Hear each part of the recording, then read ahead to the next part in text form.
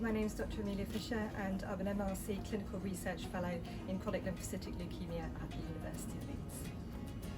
Hi, my name's Dr. Charlotte Evans and I'm a postdoctoral researcher at the University of Leeds. So chronic lymphocytic leukemia is a proliferation of abnormal white blood cells, and in this case they arise from a cell called a B cell, which in health produces antibodies to fight infection. The cells in CLL, which is the short version for chronic lymphocytic leukemia, are genetically abnormal, and this makes them cancer, and they start to proliferate in patients and cause clinical problems.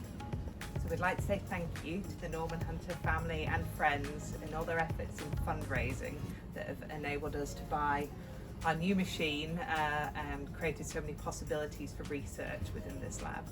So this is our cell sorter, and it effectively takes a tube of cells that we're interested in studying that may be mixed up, so it's got some cancerous and some non-cancerous cells in.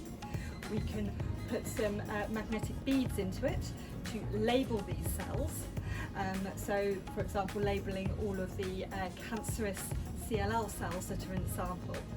And then the sample will get taken up into this machine and it gets sorted using the magnetic columns that are inside the machine. This sorts it into cells that are, say, are cancerous cells and are non-cancerous cells. And then what it does is put these respective aliquots back out into the rack here. So we go from a mixed group of cells having cancerous and non-cancerous cells. This gives us a concentrated sample of cells that we are then able to do further experiments on in more detail than if it was a mixed sample.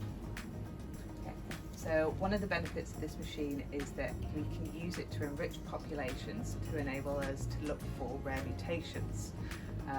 We can extract the cancer cells out of a mixed population of blood cells, and by enriching those cancer cells we can then look at mutations that exist at a very low percentage of cells.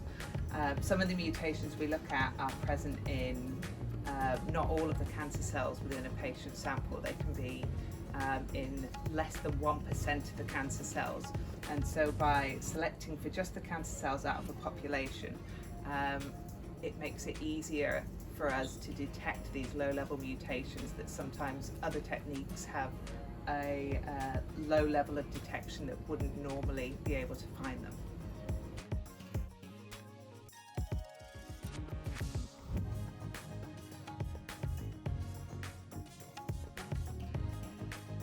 Thank you very much, and without the generous donation we wouldn't have been able to get this machine. This type of research would not be possible, and it's going to be of great benefit to many patients in the future.